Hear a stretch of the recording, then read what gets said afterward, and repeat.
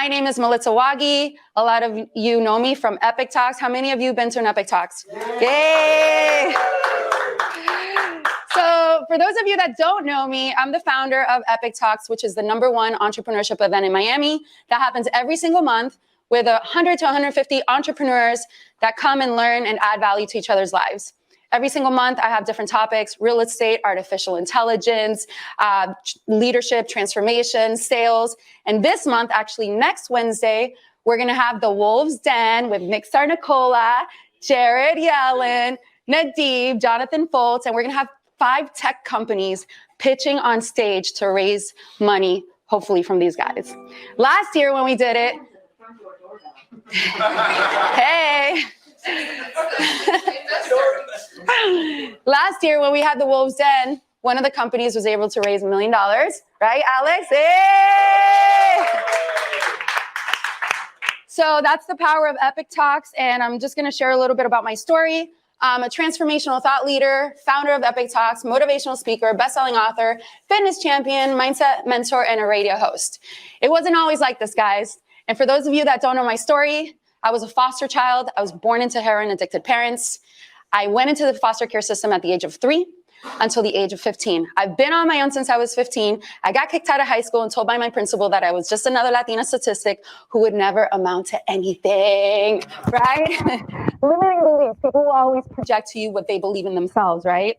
And for me, I love the word no, right? Because the word no means that God is opening up another door for me to walk into because something greater is coming, right? Rejection is God's protection. Do you guys believe that? Yes. Yeah. Rejection is God's protection. When you're getting fired, when somebody breaks up with you, yes, we're going to be upset, but I want you to trust the process and understand that God has something so much bigger for you, waiting for you, and it's going to happen. And that's how I live my life, and that's why I'm so passionate about what I do, connecting people with the right people. And I'm proud to say that I've had over 4,000 people come through the Epic Talks doors. And my goal is to continue making this happen and making the right connections so people can elevate their lives in their businesses. So I'm always prepared when I go to events. You know, I've had the opportunity to have Marcus Lemonis at one of the real estate events that I was a speaker at. We have Yosim Martin, the founder of BoxyCharm. He just exited for $500 million. I've also had Kevin O'Leary, Tim Grover. I'm always prepared. I always have books with me. I had the chance to meet him. I gave him one of my books. I also made Michael Jordan $1.4 million at a blackjack table, and I was able to share that story with him. So that was pretty cool.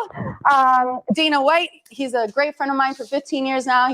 He's endorsed my book, and he also sponsors Epic Talks events. And then Jesse Itzler, I also met him. And when he saw my book, he's like, how do you have Dana White on the cover of your book? I'm like, well, he's a friend of mine. And he goes, well, I've been trying to get him on my podcast. And I was like, well, I can make that happen for you. And he's like, he thought I was BSing him. I sent Dana a text message. I'm like, I need you to take one for the team. He's like, what's up? I was like, you know, Sarah Blakely from Spanx? And he's like, yeah. I was like, I needed to get on the podcast with Jesse Itzler. I'm connecting you right now. He's like, done. So anyways, you know, people will never forget experiences like that. Where does that come from? Confidence. Walk into a room like you freaking own it, right? The other day, for example, I was at Komodo and I see Tim Story. How many of you know who Tim Story is, right? He's a huge motivational speaker. He's been on Oprah hundreds of times, and he's one of Oprah's best friends. So I see Tim Story and I was like, oh my God, that's Tim Story. I would love to have him at an Epic Talks event, right? And I was like, what am I going to say that he's going to remember me, right? I went up to him. I'm like, Tim, I met you at Lewis House events. We were both speakers there. I wasn't a speaker there, but that's what came out, right? So anyways, he was there with Peter Getter, and Peter was like, she's the founder of Epic Talks. Gotcha. And anyways, long story short, he's going to be the keynote speaker at my next event. So let's make things happen. All right. So without further ado, I just want to go ahead and thank you, Nick, for setting this up. This is incredible. I live for spaces like this. And Nick has been one of my mentors and one of my best friends for the last couple of years. And it's truly changed my life being in contact with you. So go ahead and take the stage. Thank you, guys. Keep it going for Melissa. Quick story so you can connect all the dots here. By the way, if you get tired of staying, don't worry about it. Don't be stressed. Let's walk through. There's a couple more chairs over here. So, my name is Nick Sarnicola. Thank you. I'm originally from Grand Rapids, Michigan. There's always two. Now, don't judge me. I have Tony Robbins' voice. And if you heard me talk 10 years ago in a video, you'd know that I've had 10 octaves higher than I do now. I've destroyed my voice through public speaking.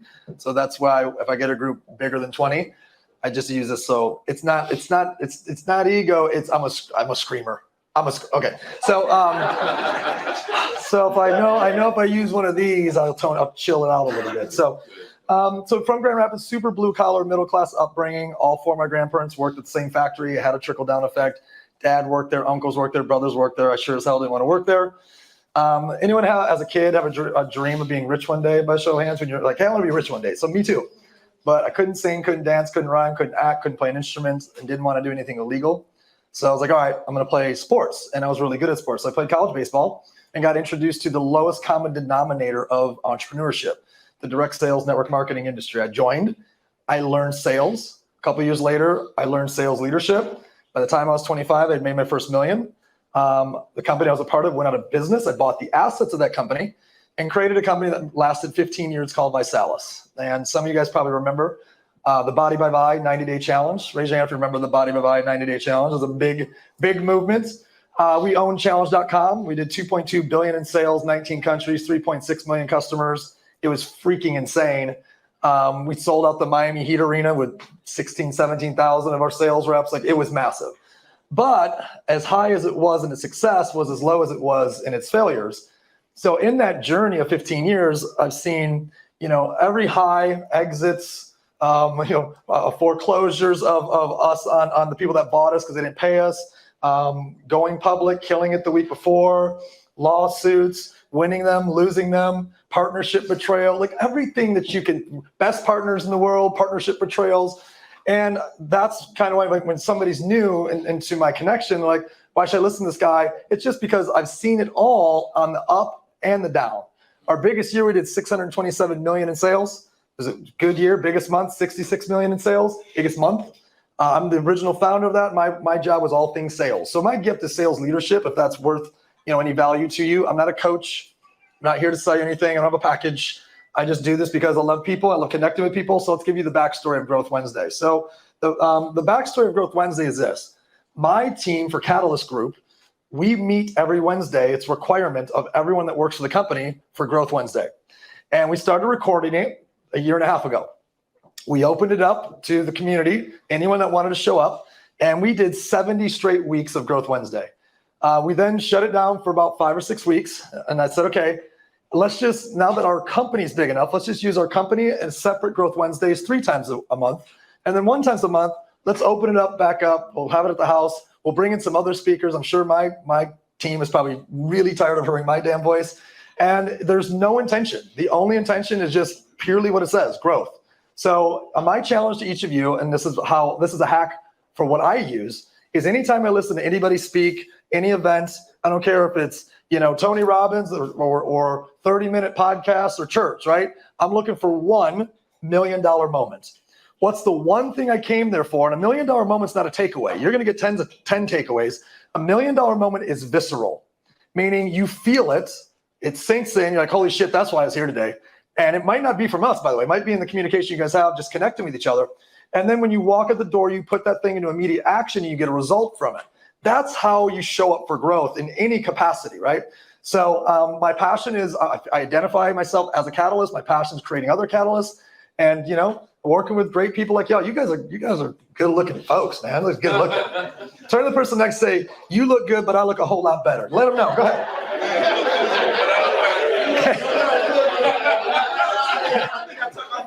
Nicholas, you don't gotta tell everybody, bro. Gia, I know you look better than everybody, but all right. So when I reverse engineered my life, and I'm going to speak in business terms. When I reverse engineered my life, by 33, I had earned 70 million. And when I reverse engineered how the hell I did that, it came to these 6 major philosophies. These 6 major philosophies came into 600 slides on a slide deck. We're going to go through all 600 of them tonight, so don't worry. No, just kidding. So everything that comes out of my mouth personally ties back to these 6 in one way, shape, or form. I'm going to be doing a small piece of this one right here tonight, and it's actually based on the calendar. If you want to see anything else I've done, just go to nixtube.com, literally nixtube.com. There are 54 playlists of 5 to 10, 15 videos on each of the playlists. And whatever you're interested in, leadership basics, calendar control, sales mastery, understanding files and references, like you pick whatever you want. It's in there. Share it. Use it for your team if it's useful. I mean, this is a whole LMS. This is what we shot last year. It's an entire LMS. They're like, okay, well, this is cool. What do we do with this? Let's throw it up on YouTube, and people can just grab it for free if they want. So moving on, I'm going to talk to you guys about halftime adjustments. Well, what does that mean? Everybody look at your calendar. Look at what day it is right now. Not what day of the week, not what day of the month, but look what day it is in the year. What day of the year is it currently right now? You are this far away from halftime. We are almost halfway done with the year, which gives me pain and anxiety and a big kick in my ass, right? And right now, when I say we're halfway through the year, we're almost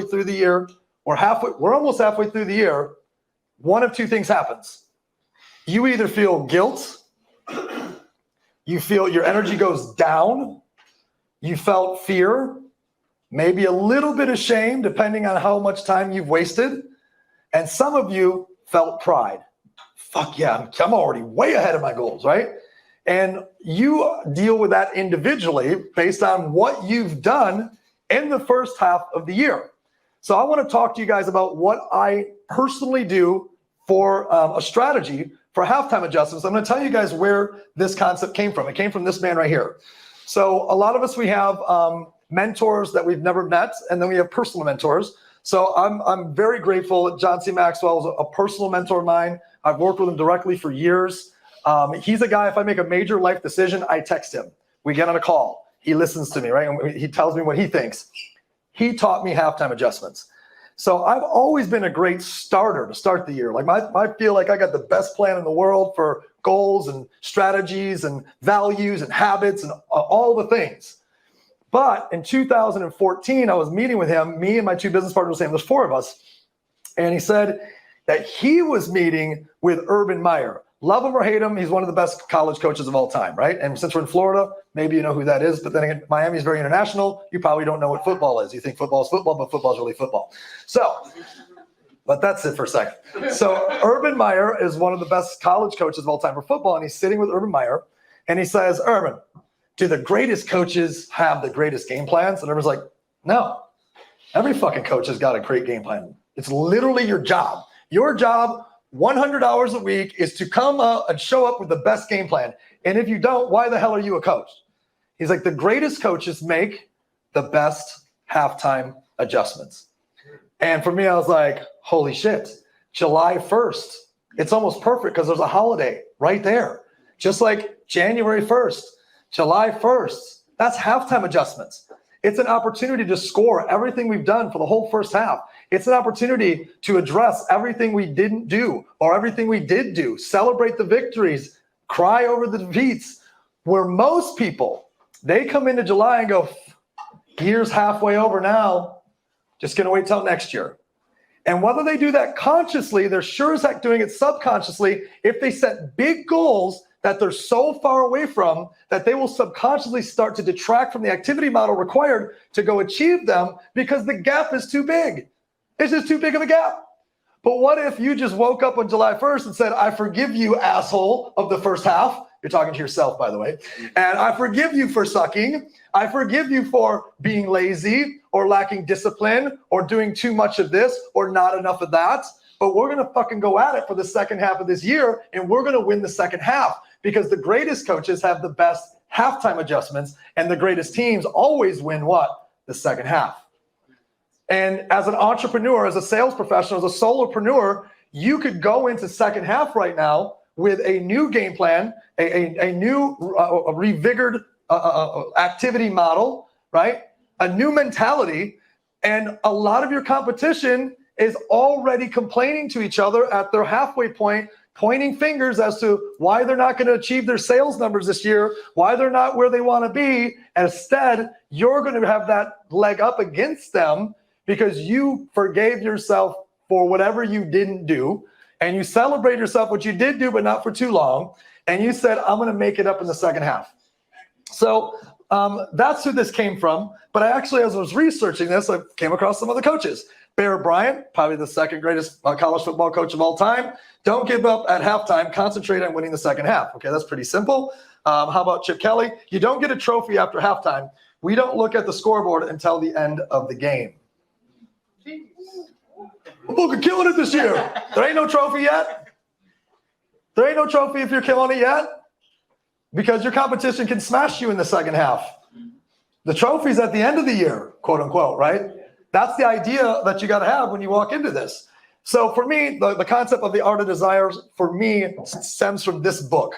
I use art of desire as everything that encapsulates this conversation, because if you raise your hand if you read Think and Grow Rich, by the way, everybody, because Think and Grow Rich states the word desire 100, 200, 350 times. And if you read the book or listen to it, you start to hear Napoleon Hill really reaching for ways to emphasize desire. It's like he's got 6 word adjectives in front of desire. It's a white heat, burning, glowing. Like he just, like, every time he says, he can't figure out how to emphasis. That's the word. He can't figure out how to emphasize the word desire enough. When you go back and read, you're like, yeah, it's kind of weird. Like, bro, just say desire. Glowing, burning, like you're blue. Like he doesn't know how to emphasize it enough. So when you think about what Think and Grow Rich stems from, that 20-year study of the wealthiest people in the world, that's a pretty important term then, right? So I thought everything that encapsulates our goals and everything that encapsulates our dreams, everything that encapsulates our activity model, our motor inside of us, that's all desire, right? And that all starts with this book right here. And if you read the Think and Grow Rich enough times, you start to see this starts to pop up. Goal, strategy, action, don't quit. That's it. That's the whole thing. Think and Grow Rich, that's it. Goal, strategy, action, don't quit. What do I do? Go back, change strategy, take more action, don't quit. What do I do? Go back, don't give up on the goal. Don't give up on the goal right now. Even though it's halftime, you might change the goal a little bit. You might make it more achievable, but don't give up on the goal. Change the strategy or change the action model. Maybe your strategy is great, but you aren't. Change the activity model, right? So we're constantly doing loops right here and right here, but we don't give up on that. That's what that whole book, is about. This is my personal formula. This is my personal formula for all my personal wealth. It's goals plus habits plus values plus visualization times emotion equals your life. So that's how I believe I've wired myself to create the success that I've created. I want you guys to take anything that you want from that. So when I start a year, the first thing I do is I go deep, hardcore into goals. So I'm going to go back to a reference on this because some of you haven't actually set real goals for this year yet. So you're going to have to, July 1st is the time, right? Or start today so you can start running at the July 1st. Some of you are very, goal oriented. Some of you have goal mastery. I'm goal obsessed. I'm a goal psycho, right? There's no limitation to this because I understand scientifically, and I don't have hours to explain this. I got 24 minutes left. I can't go into the clinical studies over the last 50 years that are dedicated to the science of goal achievement. There's an entire practice called the science of goal achievement, and there's hundreds of scientists, there's hundreds of white papers, and it's all dedicated to goal achievement. So it's not about just, there's going to be unicorns. You close your eyes and you manifest, and these unicorns, they fly through the air and they drop $100 bills. You run around and you scoop them up and you're rich. Like, that's not what the science of goal achievement is, right? my son is laughing. That's all that matters. Let's take a look here. Let's talk about just in its simplicity how important sports are. Who's this guy right here? LeBron James. How much does this dude make per year? I think his contract for this is $50 million a year. To do what? Shoot hoops. To shoot a stupid ball through a stupid hoop. And the hoop is actually called a what? Goal. That's why it's called a field goal percentage. That's a goal. All this dude is doing is throwing a stupid ball through a stupid little circle, and it makes $50 million a year. Crazy. What happens if you remove this goal? What is he shooting at? Nothing. What would the point be? There wouldn't be one. He would not make 50 million a year the moment you remove the goal. So this is the value of professionals, right? Who's this dude right here? Yeah, that's right, my boy. How much does he make? Way more than Daddy. All right. Ronaldo, God, he makes as much as God. I don't know how much he makes. 100 million a year, whatever. 200 a year. No. For what? Living in Saudi Arabia. No, to kick a stupid little ball into a stupid net that's also called a goal. What's this guy called? Goalkeeper. Dream stealer. Exactly, right? Dream stealer. I like that. He's trying to stop this dude from getting what? Goals. This is your family right here.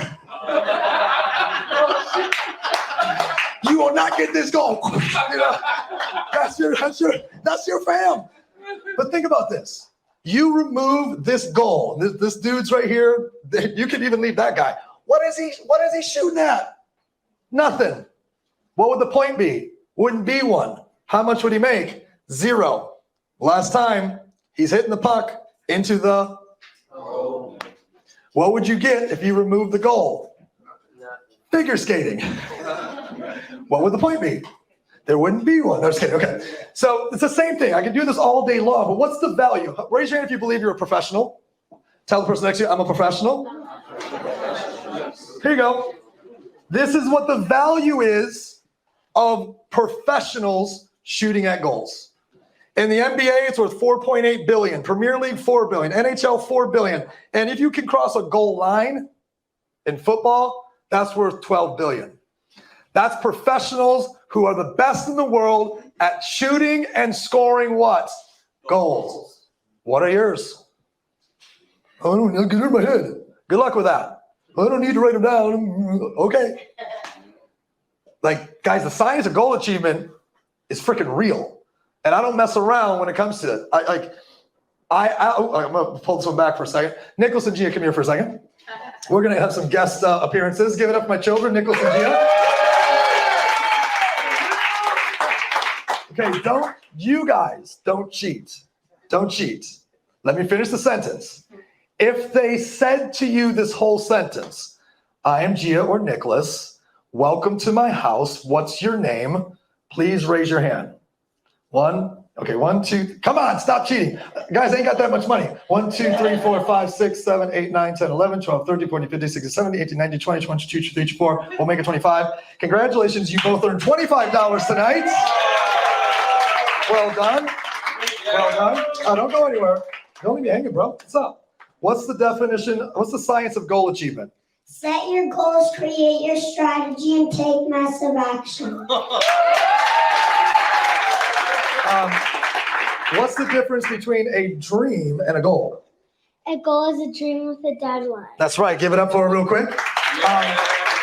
What's one of your goals for this year and one of your goals for this year? One of my goals is to teach my dog how to roll over. Let's go. Let's do it. One of my goals is to score 20 goals at soccer. That's great, buddy. And in closing, 2 more. We'll cut you loose. What's the definition of entrepreneurship? An Entrepreneur. An entrepreneur takes the risk to start a business to bring product or service to the marketplace. Yes, they do. And Gia, what is the definition of leadership? A leader is someone who dedicates their life to growing and developing others. Fantastic. And you both wait, how did you get the $25 that you're going to get today? What did you do? Starts with an E. We earned. What do you have to do to get money, buddy? Earn it. There you go. So you got $25. You earned $25. Now, what are 4 things you can do with that $25? Save it, spend it, give it to people who need it, and invest it. Very good. And Nicholas, take us home. This is all non-traditional education. So if you don't get to school, give me 3 topics of non-traditional education you learn with Daddy. Philanthropy, emotional intelligence, leadership, Very good. Oh, you got more? entrepreneurship. All right, give it up for these 3, by the way. Very good. Well done, sir. And I know you get bored when Daddy talks, so go have fun. Go play with whatever you want to play with. Well done, y'all. Well done. All right, Ted. Okay, so A goal is nothing but a dream with a deadline. So whatever dreams you guys have the rest of your life, you start putting a deadline to it, those are dreams. How do you create real goals? Now we're getting into some of the tangibility of this. Number one is it must be quantifiable. Number two is it must have a deadline. Number three, which is not on here, if you dig into the science of goal achievement, it must be something that is not too difficult, but it also must be something that's challenging enough. Oh, okay, well, this is getting complicated. Because that's how you work psychologically. It must be something that stretches you, but if it's too hard, you won't even try to go after it. I have a goal to make $1 million this year. What did you make last year? 72,000. Let's shoot for 200 maybe? Like, it's not about limiting you, but it's also about having some realistic approach to this. And here's why this is so important. People say things like this. My goal is to get in shape this year. Oh, rounds of shape. Congratulations. You pulled it off, right? Rounds of shape, right? Yeah. So good job. It's done, right? A commitment is I'm going to lose 30 pounds this year. The quantification is 30 pounds. The deadline is this year. I'm going to make more money this year. Well, there's $1 laying on the floor. Pick it up. You made more money. No. I'm going to make 200,000 this year. I made 150 last year. You can see the growth. It's tangible. It's usable. There's another party of people out there, and I support all beliefs, who say, don't put a deadline on it. Don't put a limit on it, because the butterflies won't magically appear with the buckets and the money, right? Not only do I disagree with it, I adamantly disagree with it. And the white papers say otherwise. It's literally study after study after study after study. It says people that just have written, defined, clearly quantifiable, hard enough but not too hard goals, that they share with other people with an accountability partner that they report back to every week, produce at a 60 to 70 or 80% level higher than people that don't. It's just we're talking about tens of thousands of white papers on this, right? So goals are not get in shape. They're not make more money. They are something that are quantifiable, and they're something that are tangible. So maybe you got some stuff this year that you need to change to create a more tangible approach to. What is it? Because now's the time to put it in shape for the back half of this year. So what I do personally, again, this is just my personal strategy. I create 100 goals each year. I got a bunch of goal categories. And then they don't have to be too easy, but they don't have to be too hard either. So once you get into the all right, goal number 88. Who lives in Miami full-time? Raise your hands. Who's never been to Fairchild, what do you call it? Tropical Gardens. Fairchild Tropical Garden. Never been. Who's never been? That should be a goal. It's freaking awesome. Right? It's like, awesome. Go through it. Microdose on some mushies. Check that stuff out. A lot of trees out there. But there's probably 10 places in Miami you've never been. It's not hard for you to do. Why haven't you done it? It just wasn't a goal. But man, the ability to just check that thing off, what happens when you check a goal off physically? Does anybody know? Chemically? Dopamine. Close. Dopamine. I wish I had more time. Dopamine is released every time you check off a goal. You know what else happens every time you check off a to-do? Same thing. This isn't good, by the way. How many of y'all make to-do lists? Yeah, you have to. To-do lists, right? To-do lists manage your life. Project lists manage your money. Goal lists. Goal lists are what creates joy and happiness and freedom. And if you are managing a to-do list every day, I gotta iron the clothes, I gotta wash the car, you're training your brain chemically. Yes, you did another one. I mowed the lawn, let's go. That's what your brain's doing every time you check it off. And you're becoming addicted to to-do lists. Guys, you gotta get addicted to goal lists and outsource your to-do lists. Yes, you got to do your project list to make your money. You know what's better than doing your project list? Having project managers. But you don't get to do that until you become addicted to your goal list. Your goal list is freedom. Your goal list is the way you get into a position so that you have people that run your to-do list and people that run your project list. Become obsessed with it, right? Review it once a week. Have it in buckets. Add new goals as they pop up. More dopamine, more dopamine, more dopamine. Then what I do, every year, I narrow it down to the top 10-ish. There's no law or rule to this. If you like 8, you like 7, you like 13. 13 is not like a number. Go for it. I don't care. And these are the most important and influential goals of your year. These are the ones that are probably going to trigger all the other goals, right? So, and then I put them order of most important. So right now, if you went up to my bedroom, you would see in my shower, laminated, is my top 10 goal list. You would see it next to my bed. You would see it in my bathroom mirror. You'd also see a copy in my closet. Why? I'm the chief marketing officer to my subconscious mind. I don't fuck around. Do you know how much money was spent last year alone to speak to your subconscious mind by American businesses? If you know this because you've been through this with me, don't yell it out. Take a guess, anybody. $250 billion was spent by American businesses to capture your subconscious mind. That's what they believe is important. That's how important they believe it is. That's why there's ads everywhere, nonstop. Every time you click now, we thought we beat television. Shit. Then we found social media. It's every 7 seconds is an ad. Like, I don't have cable TV or any other things except my kids have Disney. I hijacked somebody's Netflix once because they put it in here, but then they figured out I don't have Netflix anymore, right? So I can't get to ESPN. So one of my breakaways is ESPN, the app. Every time I watch a 30-second clip, I got to watch a 30-second commercial and try. That's money being spent to capture what? My subconscious mind. So I don't play around with it when it comes to me. Everywhere I go throughout my house, even the artwork you guys see, it's there for a reason. In my car is my goal list and my 5-year mission statement, purpose statement, excuse me. So these two things are everywhere. So where are they for you? Well, I don't want people laughing at me. Fuck it. Who cares? They can laugh at your yacht, whatever. Like this is your life.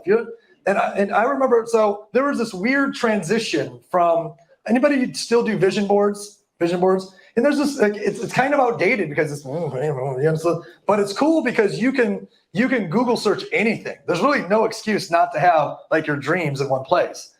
But for me, I now put it into a folder digitally and I play it every day on my Apple TV. It's just rolling. I play whatever music I want, and it's just everything I want to do, see, touch, feel, experience, give, contribute, etc. And it's just playing in the background, changing images, because you can't fit 1,000 images on a vision board.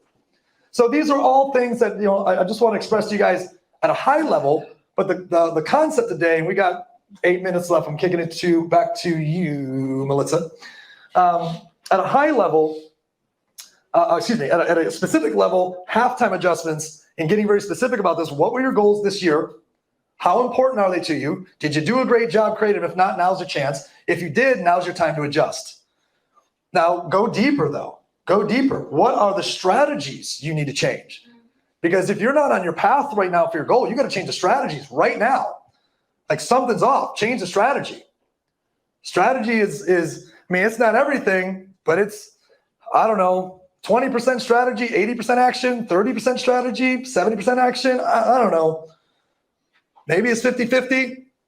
So you need strategies, full written strategies for your top 10 goals. This is something I changed after I read a study. The study that I read shared that if your team writes their own strategies to their own goals, they're 25 to 30% more likely to achieve the goal. I'm just impatient. I'm Sicilian. I'm impatient. Like, motherfucker, I'm just tell you what strategy is, go do it. Now I realize me telling them the strategy is the wrong strategy. So now I just leave the room while they write the strategy. And then I just patiently listen while they tell me the strategy and then try to coach them through towards, tweaking the strategy. But just having people write the strategy, AKA you, not going to someone else to get the strategy, write your own strategies, then go to somebody else and ask for their expertise. This increases your output by 25, 30% in terms of goal achievement. Little stuff like that. So in my last couple minutes, here's what I want to do. I'm going to ask you guys to just participate for a second. Let's think of one goal that you set this year. Please don't let it be like, I just want to have fun this year. It's not a goal. Then say I'm going to Disneyland this year or something, like something that you love that makes you have fun. So I want one goal that you set for this year.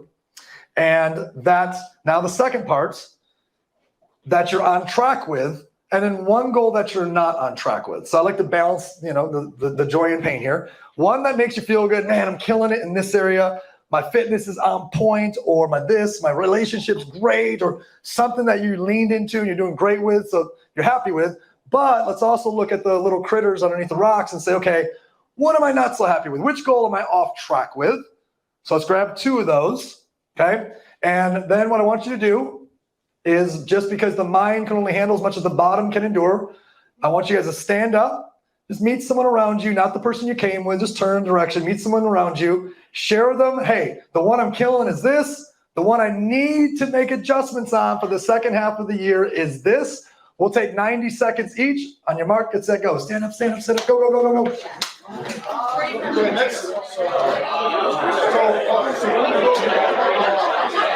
My YouTubers, everybody on YouTube Live, just drop it in the chat box. YouTube Live, drop it in the chat box. What up, Catalyst Tribe? What up, Portugal? What up, Canada? What's up, Italy?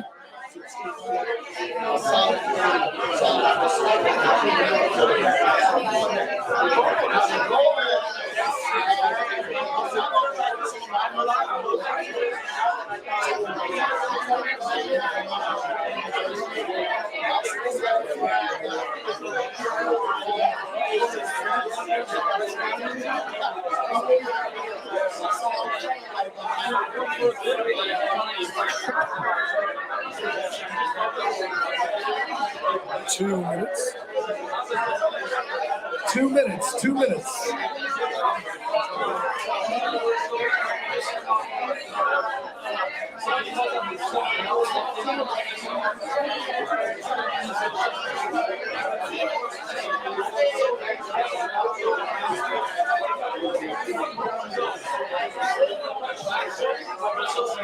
One minute. 1 minute.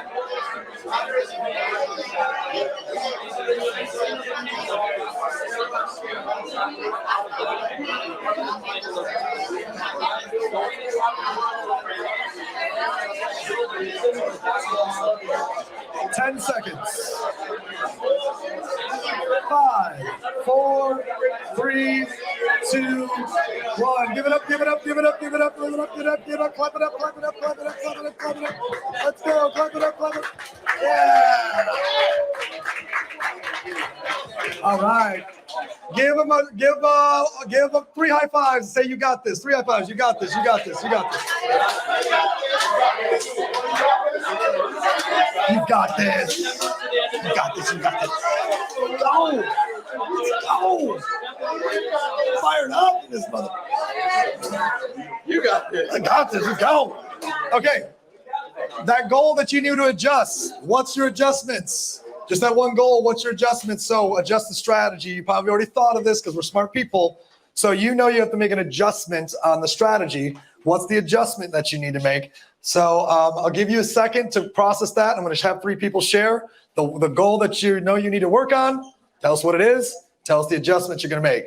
For me, I was supposed to. See, what had happened was,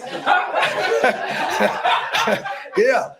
So I had a goal to get to 10.9% body fat by my 44th birthday. And then what had happened was, it didn't go so well.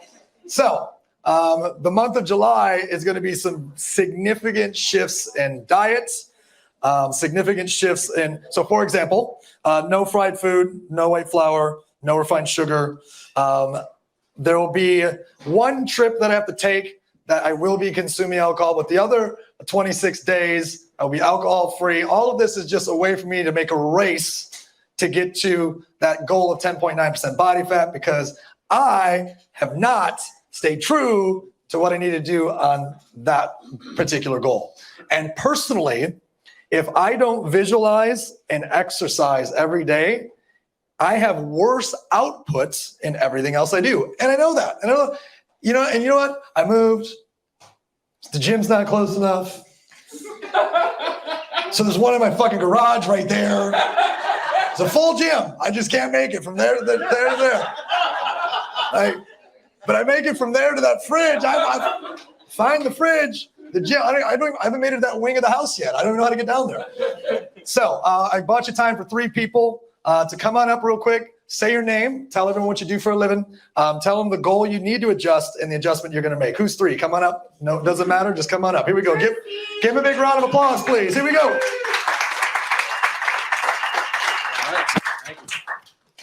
What's up, everyone?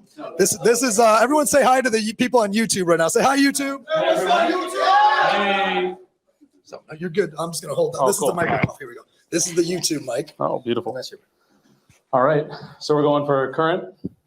The goal you're looking to name, what you do for a living, what you're looking to adjust, and how you're going to adjust it. Need 2 more people. Come on. All right, cool. My name is Andrew Loringer. I am one of Miami's top mortgage brokers with over 1.1 billion funded in the last 6.5 years. Let's go. So my goal for the mortgage company will be to scale to break 1 million net this year. Last year we did just under 650,000. So that's the goal. And I've also rented a 4,000 square foot event space in Wynwood, and I will be hosting or renting it out for masterminds, event spaces, and a full podcast studio with 4K, four cameras, 4K quality, all the bells and whistles. I spent $35,000 on the audio and lights alone. What's the adjustment you have to make? What's the The strategy? adjustment is I need to delegate the mortgage business so I could focus on the event space. Give a round of applause. So, Here you go. oh, I have to do this, okay. That's the YouTube girl. Hold it close. So You can just hold here you go. So my goal actually for this year got conquered 2 months ago. I swam 31.13 miles without using my arms and broke my 5th Guinness World Record. Oh my God. Me too. Actually, there has been 5 men trying to beat that, but they couldn't get to the halfway. But the thing what I'm not really happy about it, what I should adjust is that I am actually World Economic Forum Climate Front Voice, and I have a startup what I started for a climate platform, and I have been a little bit putting that off and maybe listening too much everybody else, and now I'm just saying everybody else, you have to learn about green washers and blue washers to be transparent because it's a World Economic Forum in Davos. But now I know which way to go because I use critical thinking to swim through the currents. You ready to rock? Yeah. And I have 7 businesses that I run between Estonia, the blockchain AI country, and Miami. So, yeah. Give it up for the mermaid.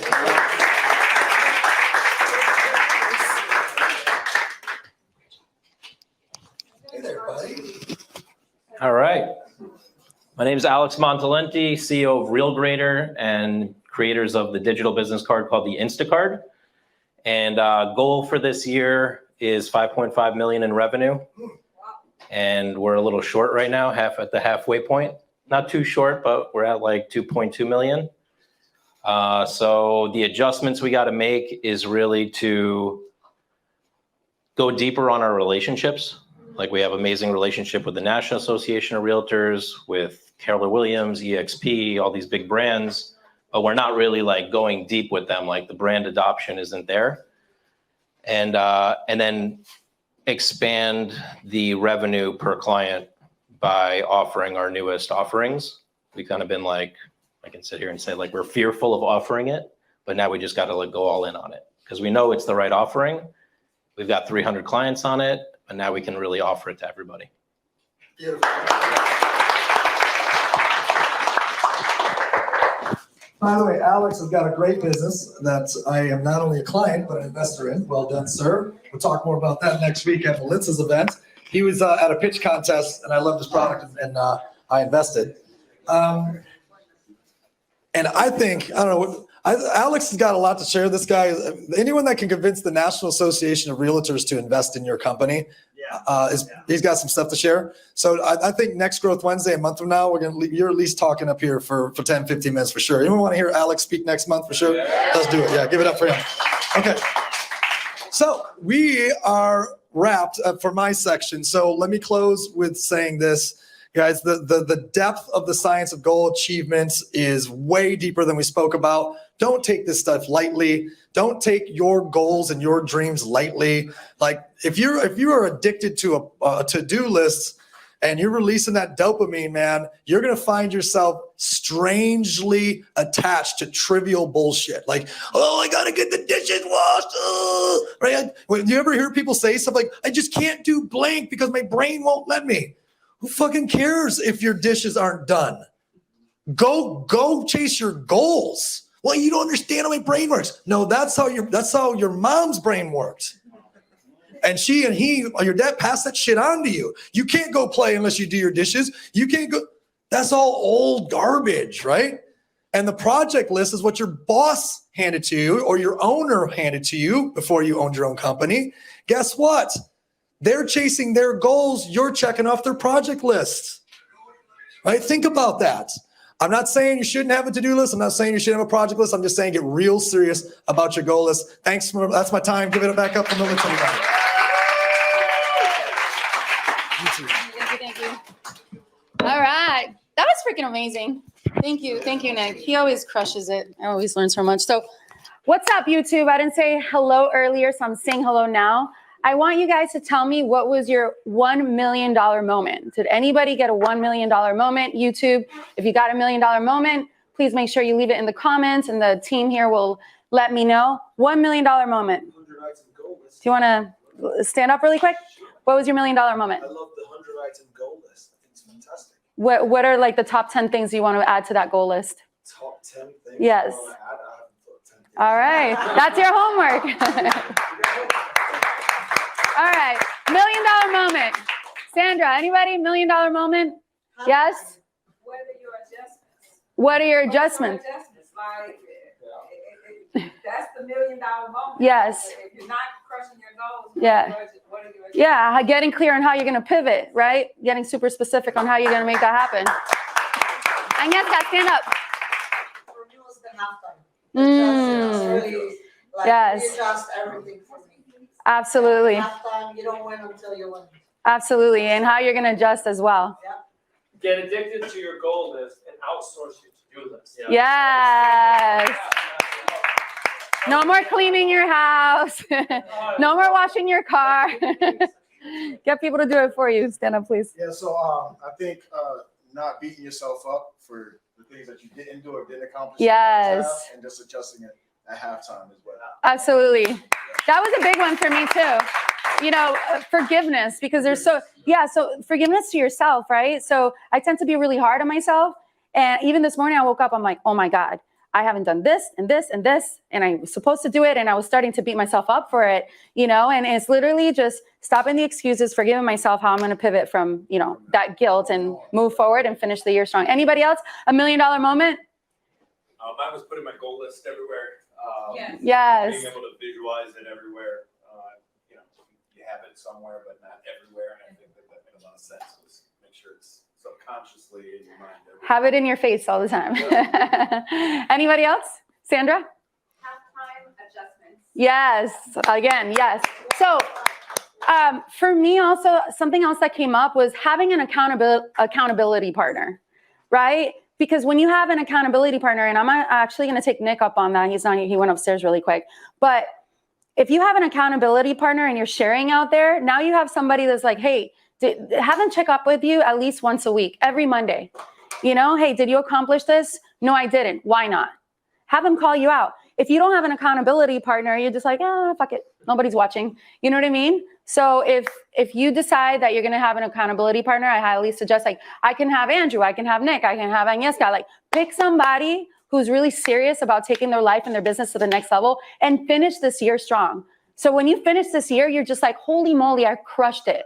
How did I crush it? I had an accountability partner. I was surrounding myself in environments like this. I was talking to the right people. I was connecting with others. And also I was adding value to other people's lives. That's honestly one of the most important things you could do is add value to people's lives. So another $1 million moment before I hand it out to Jonathan. $1 million moment, Leon? It's about being of service to others. Yes, absolutely. Anyone else? Yeah, Dr. Kevin from Virginia saying, don't give up, re-strategize. Yes. There's no time to give up, right? We're not losers here. especially when you're surrounded in rooms like this. You don't give up. You reach out to people. Listen, I need your support. I'm not having the best day today. Can you support me in this? 9 out of 10 of these people will say hell to the yes. And if they don't, reach out to me. I promise you, I will hype you up and help you get to wherever you need to go to and connect you to whatever person. All right? All right, so Jonathan, come and take the stage. Come and crush it. Hey. Let me grab that apple right there. All right. All right, guys. So what is going on? How many of you guys know me here? Raise your hand real quickly. Okay, so it's like almost half of y'all really quick. Let's see if our slides are. Woo. All right. I'm actually going to use this really quickly so I don't have to speak too loud like Nick did. What's up, guys? That voice is nicer, isn't it? I like that voice a little bit more really quickly. So say hi. So this deck actually is from 2017. I'm going to show you guys something really quick because like when people want me to speak at conferences, they want to know how I was able to scale up on Facebook ads, how I was able to have acquisitions, how we got acquired by a public company, all that bullshit. But usually that's not the type of shit that I like to talk about. There's a lot of different things that I think is a foundational piece, and this being Growth Wednesdays, I was like, let me talk about the things that I believe are way more fundamental to helping us evolve and grow and get to that next level. And because I did this in 2017, I'm going to show you guys like what actually happened during that time. So I'm going to mix a little bit of like what actually I was able to accomplish, things that I did, and actually where I saw the world that was headed. Okay, so this guy right here, as you see him a little bit, he's kind of like a little bit of technologist. It's not myself. Obviously, that doesn't look like me, but it's like a little bit of the digital side and the physical worlds. I like to mix the physical worlds and the digital worlds. And if you guys have been, how many of you guys are actually using chat? How many are actually not using ChatGPT right now? Raise your hand. Not using ChatGPT right now. Okay, there's like about 4 or 5 people, and there's probably a few people that are embarrassed to say that they're not. Okay. All right, so I'm going to give you guys, for those of you that don't know who I am, you know, a little bit of that was me without an actual beard. Check it out. I didn't have a beard at one point in time. You know what I'm saying? So a little bit about my background, you know, just start off as a regular young boy. You know, my mom was, my parents got divorced when I was younger, when I was like 13 years old, got into like the hustle mentality at these events when my mom basically had a time period where she wasn't getting money from my dad. So I was forced into the entrepreneur world with my mom, literally just trying to make ends meet. You know, so like literally selling all kinds of different things like jewelry and whatever she could, literally flags during like 9/11. We were selling like freaking flags on the side of the road. So I have a little bit of a nice beginning and then very humble beginnings, and a lot of things ended up happening. Okay, so as time went on, things turned to the worst. Okay, so I was always a little young hustler, right? I was a young hustler, loved to make money, find ways how to do it. Started figuring out ways that I could make a lot of money selling drugs. So I actually started selling marijuana. Then I realized, I'm like, holy shit, I could make a lot of money just growing marijuana, which now is pretty legal in a lot of the states and everything, including Florida. But I went down that road. So literally things literally turned to the worst. Okay, so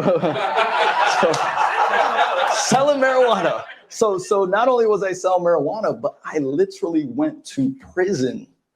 Okay, and not only did I go to prison, but they sent me to a maximum security prison by accident. Okay, so I ended up getting 3 years, and I did 2.5 years. And when I went to prison, literally everyone that I knew at the prison that I went to was doing at least 15 years or more. And here I was at 22 years fucking old with all these killers, you know what I'm saying? So like I had to learn how to move amongst the vultures in a way that it made me grow up very quickly. Let's just say that.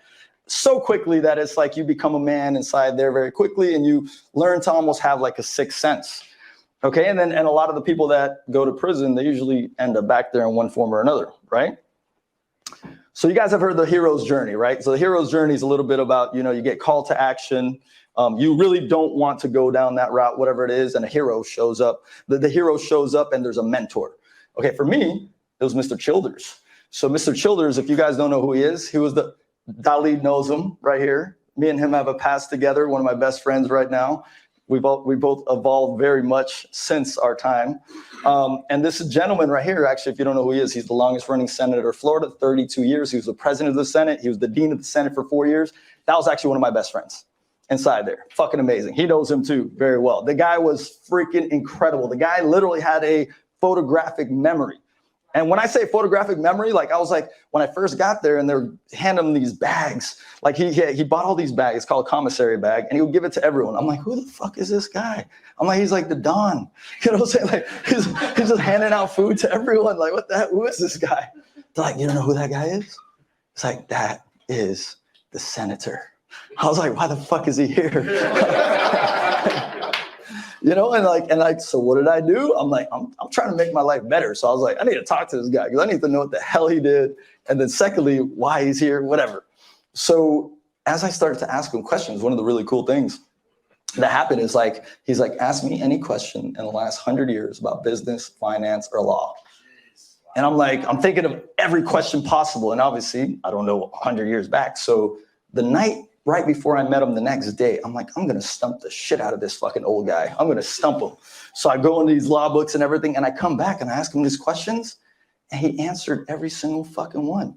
So what did I do? I turned this guy into one of my mentors to talk to me about all kinds of different things that are happening, okay? So as time goes on, I get out. And it's a little bit hard to do things because if you have a criminal record, it's like, you know, and it's also a mindset. It's like, am I going to be able to do the things? Oh, people say that I can't get a job. They can't do this, all these different things. So my mindset at first was like, you know, can I do these things? But I was like, you know what? I'm going to go ahead. I'm going to start my own business. One of the things I knew about before I actually went and had a pet shop, and believe it or not, there's a little kid that hustled me when I was about 21 years old. He hustled me because he was breeding reptiles, and my pet shop needed some bearded dragons. And because we needed bearded dragons right before the hospital, the kid came with his mom, and he had these 20 little bearded dragons that usually you pay $20 for. And the little kid is like, I want $90 for every single one of these bearded dragons. I'm like, dude, that's more than what I sell them retail for right before Christmas. You know, I'm looking at this kid. I'm like, what the hell? 12 years old, 12-year-old kid breeding bearded dragons. That's like his 10th clutch, as they call it. So I'm like looking at this, and I'm like, you know what? Okay, I'll do $30. He's like, you know what? He's like, I'm gonna be able to sell it. And he walks away, and I'm looking at his mom, and I'm like, what the? And she's like, it's his business. And that was like I was like at that very moment, I'm like, holy shit. I'm like, maybe I should start breeding freaking reptiles, you know? Like, so that was down my route, and I started something called Breeder Circle. Okay, and I literally just went down that route. Became $1 million brand. I became world famous, believe it or not, in the reptile industry for bringing reptiles that the world had never seen before, bearded dragons, ball pythons and such. And in 2016, I sold that company to one of my partners. Okay, so let's fast forward a little bit. So this is one of the companies that I started. I'm no longer working on this one, but it was called Digital Frontiersman. It was all about, and check this out, okay, guys? Built this 2016, 2017. In the future, this will become an artificial intelligence and technology company. Okay, this is from 2017, guys. All right, so let's fast forward to now. What ended up happening, you know, I started to get into e-commerce. I love technology. That was one of the things I really loved.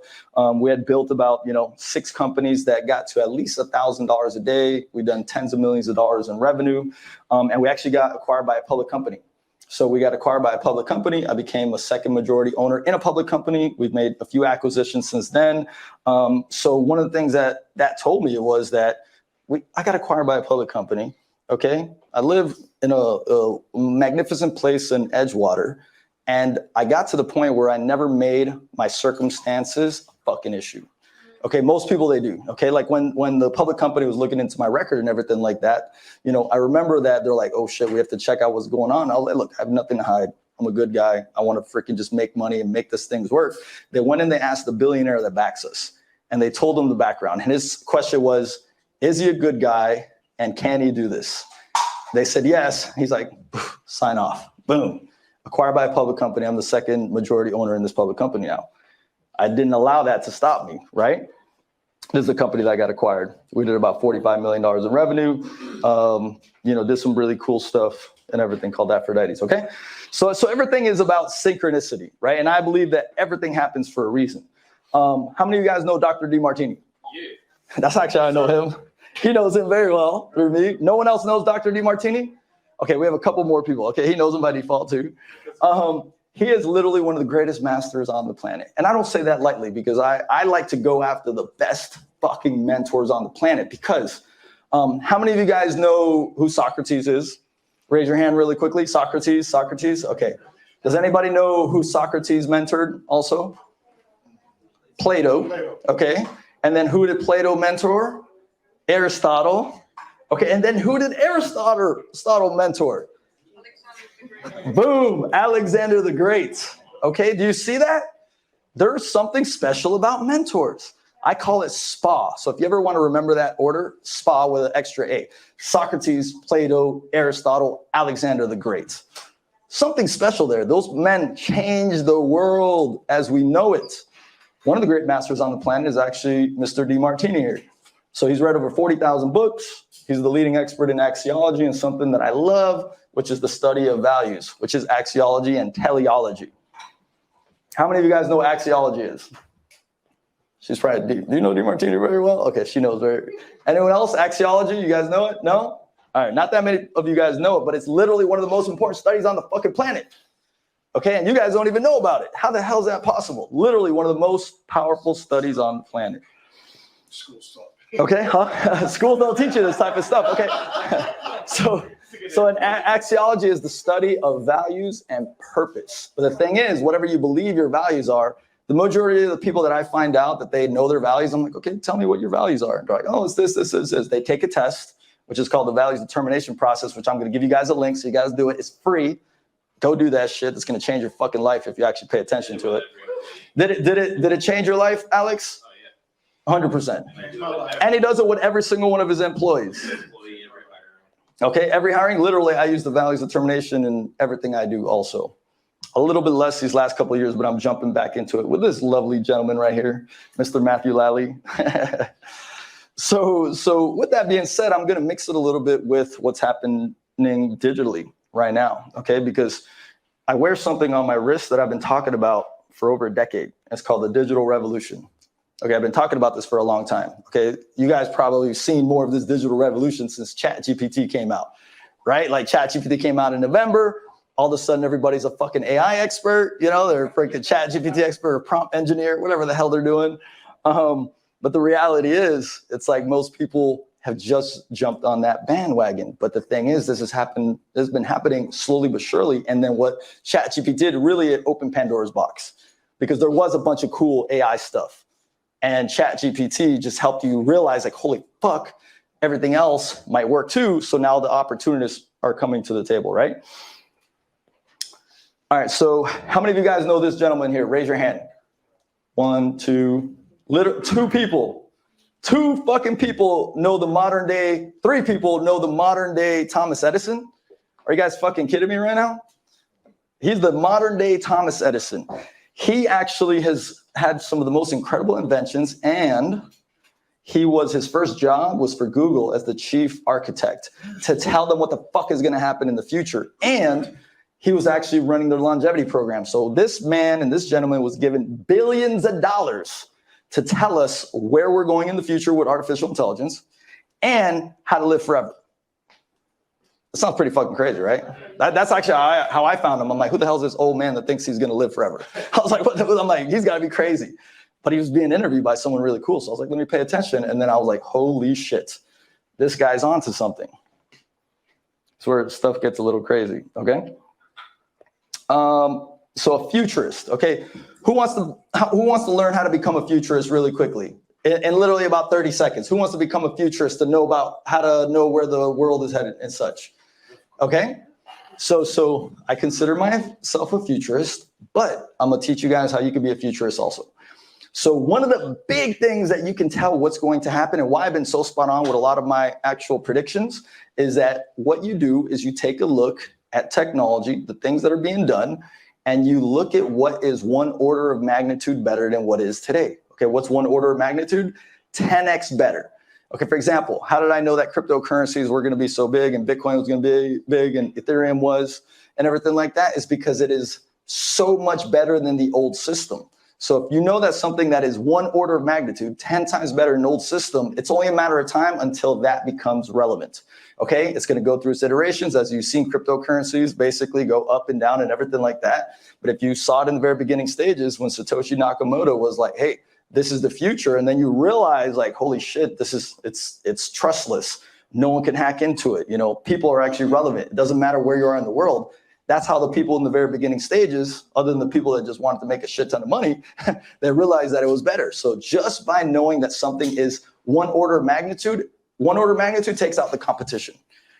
2 orders of magnitude takes out industries. So we have something happening right now, which is called an exponential stack. So what's happening that the world has never seen before, and why we're about to head into unprecedented times, is that we have unprecedented exponential stacking happening in a way that we've never seen, and artificial intelligence is the glue to put it all together. So the world has never seen about 3 orders of magnitude to 4 orders of magnitude, and in the next year to 3 years, we're going to start to see that. So we have no idea what's even going to happen, because if 1 order of magnitude took out the competition, 2 orders of magnitude took out a whole entire industry, what does 3 orders of magnitude do? What do you guys think? It changes the world, right? Change the world. That's the only next thing. What does 4 orders of magnitude do? Evolution. Mars. We might be interstellar fucking traveling and shit, right? We might be doing some crazy stuff. By the way, how much time do I have, guys? 14. Okay, cool. All right. So how many of you guys know what the law of accelerating returns is? Nitty, do you know this one at least? You're an AI. The law of accelerating returns. I was like, wait, one person. Does anybody else know? Matt doesn't even know this one. Holy shit, I can't believe that. All right, so this is one of the most important laws that exist right now. I'm going to teach you guys a lot of the most important things that you guys have never fucking heard about before. And I was talking about this stuff in this presentation's from 2017. What the fuck? Okay, so the law of accelerating returns is a law that states the exponential curve that is happening on the planet. So most people are looking at the world linearly while the world is moving exponentially. So if you look at the law of accelerating returns, you're going to see, for example, if I count to 31 in a linear fashion, I get to 31. If I count to 31 in an exponential fashion, I get to 1 billion. That's how fast technology is moving. So everybody that's like, holy shit, things are fast right now, you guys have not seen anything yet. We are not even close. Like, things are just gonna start moving so fast. Most of you guys, I'm gonna quote Mr. Lally right now, you're gonna be reaching out into pillows of sand. You're like, oh, let me get it, Ooh, what's gone? Ooh.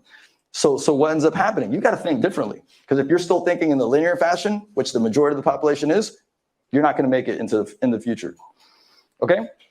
These are all paradigm shifts that are happening on the planet, okay? So every iteration is a paradigm shift. Let me give you guys an example. What's a paradigm shift, right? So back in the days, tools were a paradigm shift to humanity because now you can hunt, you can build stuff, you can build your location wherever it was. Fire was a paradigm shift, bring it closer to now. So if they're doubling in time, these paradigm shifts in the law of accelerating returns exponentially, they're doubling in time.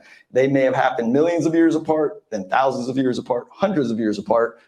Then they start to get faster, right? So the Gutenberg press was actually a paradigm shift where I could take my knowledge and everything I know, and then all you guys get to be able to read and see what it is that I'm talking about. That was a paradigm shift, okay? Let's fast forward to right now. Social media was a paradigm shift. The internet was a paradigm shift. Now there's a couple gentlemen, including the guy that had one of the most, I think it was the largest fundraise that there was in the world for, it was called Conscious something. It was a documentary, and his name was Maxwell. And then also the gentleman that I just showed you guys, they believe, about 5 years ago that we're in the 5-year paradigm shift. So that means that at the moment right now, we could be in the 1 1/4, 2.5 year, possibly the 6 1/4 year paradigm shift, okay? Could you guys imagine for a quick second? Okay, AI is probably that paradigm shift that's finally hit, okay? Could you imagine that we're at the 1 1/4, or let's just say the 6-month iteration, and these are gonna happen every single time. That next one's in 3 months. The next one's in a month and a half. The next one is in about 45 days. The next one's in 22 days. Then 11 days, then 6 days. As big as the fucking internet, or as big as fucking AI. What happens? Can you guys even keep up with what's happening? That's where we're at right now. Okay, we don't know what exact year it is, but they start growing very fast. So if you don't start thinking exponentially, you're gonna be left behind. Okay, so what should you guys be looking at, right? So AI, obviously, blockchain technology, exponential technologies, decentralization is a way. One thing that's very important, I believe now, and one of the reasons we're starting a company called Exponential Labs is because we know how fast things are gonna move. Every time you're gonna try to make one movement, things are gonna move so fast, and your competition, I could go right now with the tools in AI at the moment, I could copy a lot of people's businesses very quickly and make them better. Okay, there's a lot of companies that understand this now. So like your business model, me and Matthew literally just went to freaking Cancun just to talk about AI and, you know, have a good time as friends and stuff like that, party a little bit. But, you know, we were talking, everything was about AI. And one of the things that we came up with that we said is like, your brand is going to be more important than ever. Okay, your brand, because Darren has a company. He does masterminds. He does fucking sick film, by the way, just so you guys know. He does some amazing work and stuff like that. Okay, AI is going to be making a bunch of this film stuff. So if he doesn't brand himself as that expert, and he's obviously going to make iterations on like how to utilize the AI, and you know, there's going to be someone else that's going to do a lot better than him. But how are people going to recognize him? How is he going to stay in business? He builds his fucking brand. Okay, you have to build brand more than ever right now, because your brand is what's going to keep people trusting you, believing in you, knowing that you're a person that they could go to, because there's going to be everything that's going to be better around them anyways through technology. Anyone's going to be able to copy anything at any given time. That's called generative AI. And if you guys aren't paying attention to generative AI, you know what I'm saying? Like generative AI. You'll be able to take words and text to do everything. Literally build companies. You're going to be building companies with just a few amount of summaries of what you want to do, and it's just going to go and do it. We're basically there. If you guys have been paying attention to AutoGPT, Agent GPT, that stuff is being built right now. It's just we're getting a few kinks out of all that stuff. Okay, so lessons that to learn, right? You have a this is the big thing too, solid philosophical foundation. Okay, like your foundation needs to be strong as fuck, because things are just going to move so quickly, you will not be able to keep up. That's the reality, right?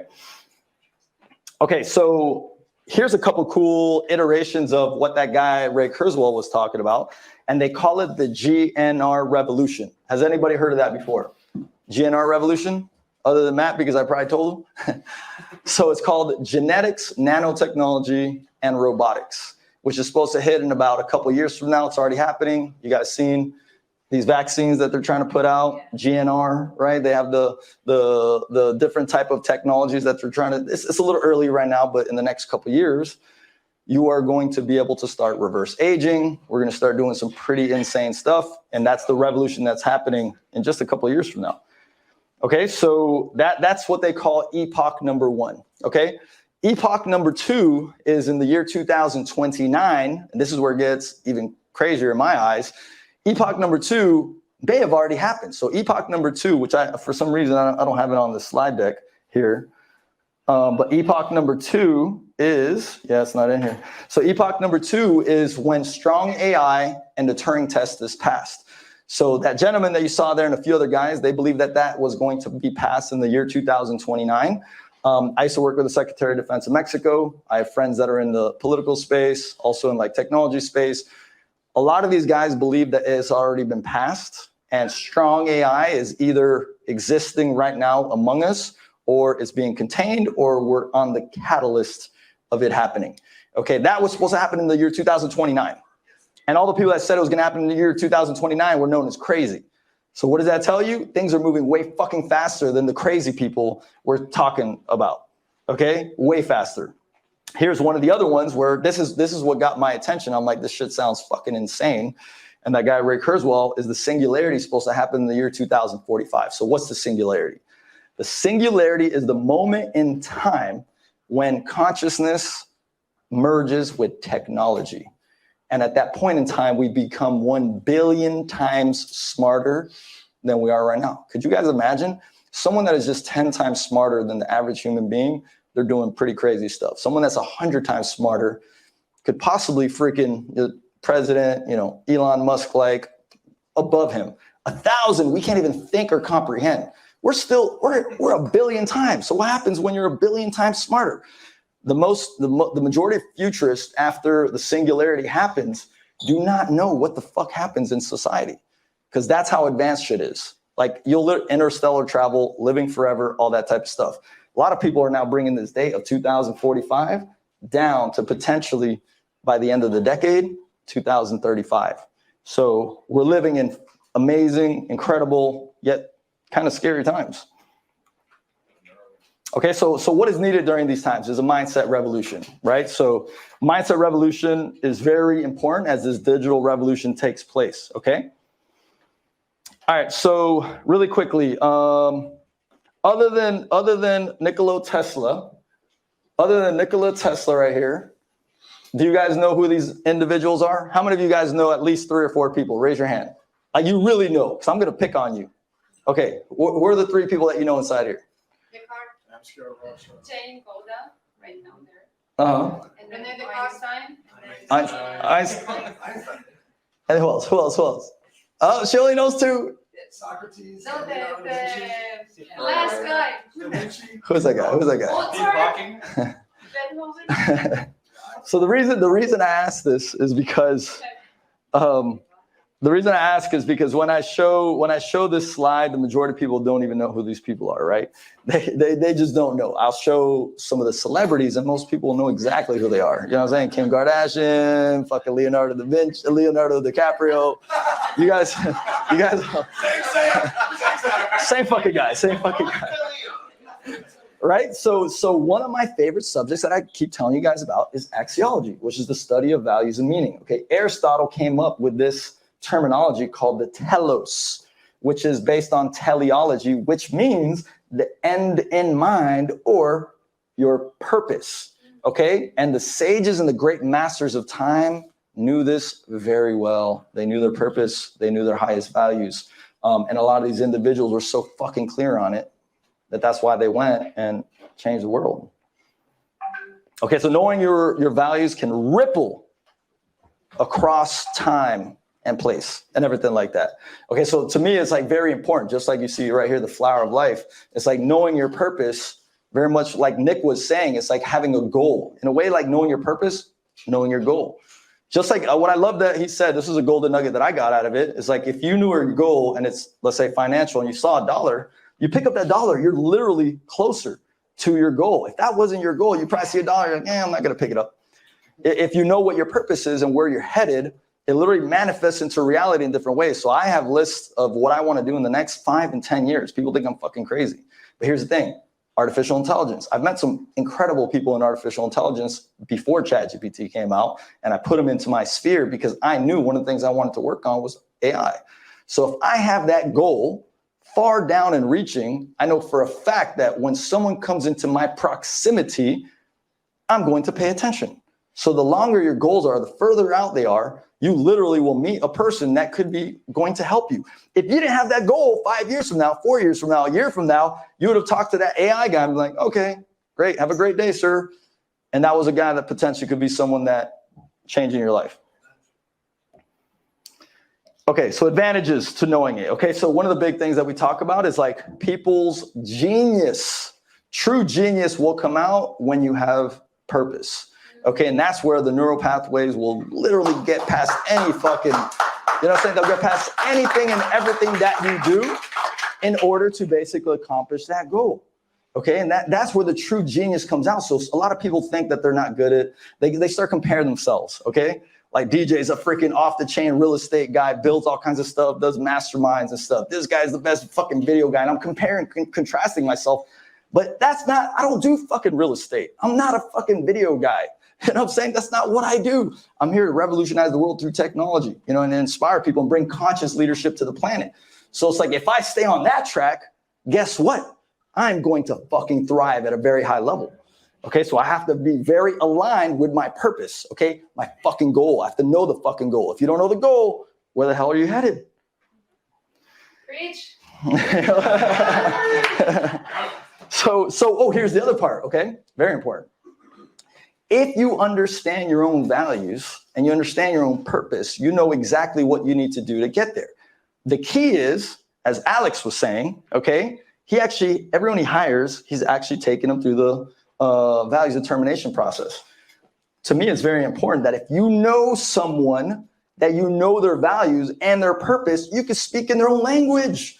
So you become the best. People say I'm a fucking off the chain salesperson. You know why I'm off the chain salesperson? I'm not. I just know what the fuck other people want. And I know their purpose and I know their values. And if I speak in that language, then they're going to listen to everything I have to say. So most people are trying to sell a fucking product. How about you listen to the other side and you align whatever product it is, how it's going to help them. That right there makes you a master negotiator, okay? To a very high degree. Okay, so check this out, guys. Everyone should do this. It's called the Values Determination Process by Dr. Demartini. Go to his site, Dr. Demartini, and then you'll see within there somewhere there's a values determination process.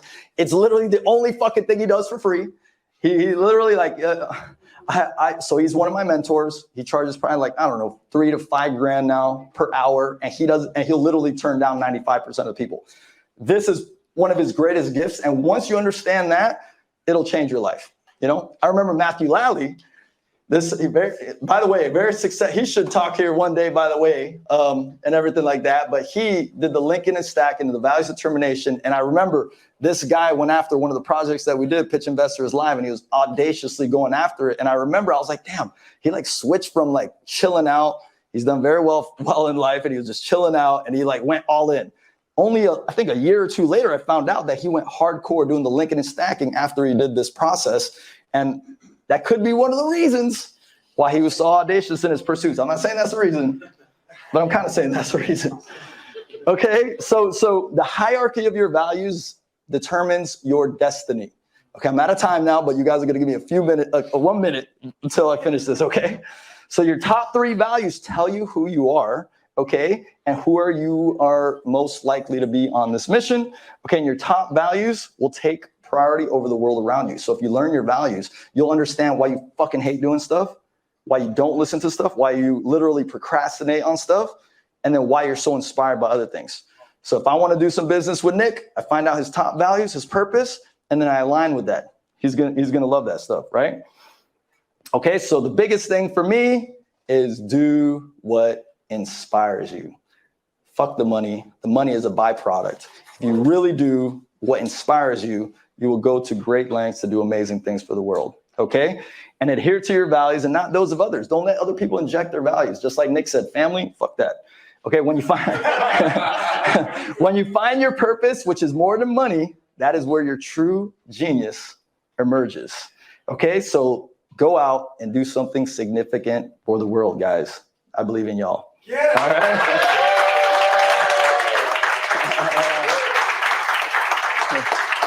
So if y'all wanna go ahead and follow me on Instagram and stuff.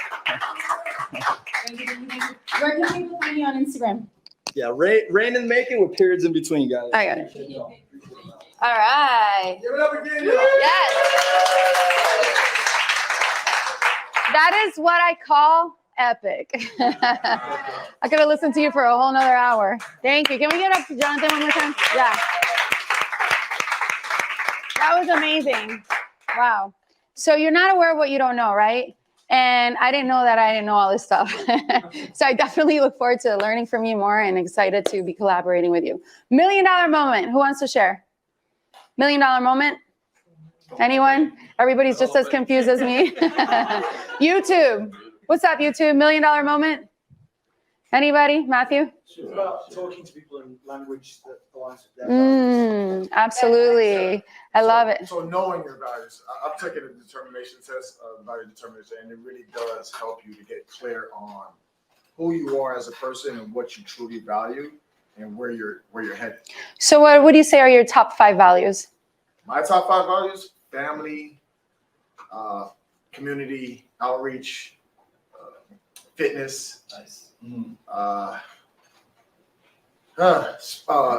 esoteric knowledge, spirituality. I love that. Darren. $1 million moment. I'd definitely say is like being aware of actually what's happening in the world from a technological standpoint and understanding that this is happening a lot quicker than I'm even aware of, and just understanding that moment of singularity too, like that's super eye-opening and makes me want to really step into that, you know, the technology field and look at actually what's going on. and try and be at the forefront of the industry. And that was a huge thing for me. For sure. How do you think you will get there at the forefront of the industry? What's your plan? Sticking beside that. All right. Thank you. Anybody else want to share their $1 million moment? So for me, it was epic in all senses. First of all, I had, and now I'm working with it. I had a lot of guilt because of my ex-husband was a big bank fraud, and the IK is huge. We were 10 years married, and I had terrible guilt that I didn't keep him safe and everything. That's how I became a psychologist. And my body of work is virtues, values, and I have a framework about virtues. So it's insane that I heard here, and I'm super grateful. Thank you. Thank you. $1 million moment? Those kids are pretty cute. Nick's kids, your kids were pretty cute. They're amazing. Andrew. $50.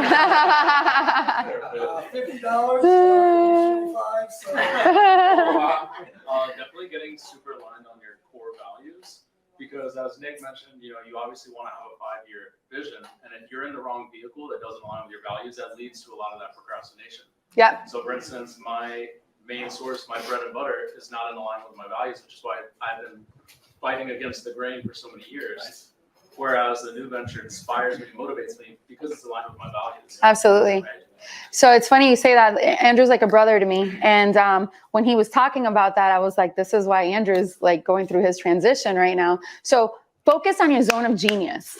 That's it. Focus on your zone of genius. So you got to figure out what is your zone of genius, right? For him, doing mortgages, he's very successful at it, but that's not his zone of genius. So that's why he told me the other day, that you don't feel in alignment. That's why you want to get into coaching, mentoring, podcasting, right? Where that's how I see you. For me, when I don't focus on my zone of genius and I'm starting to do things that are not in alignment with myself, I procrastinate and then I feel guilty about it.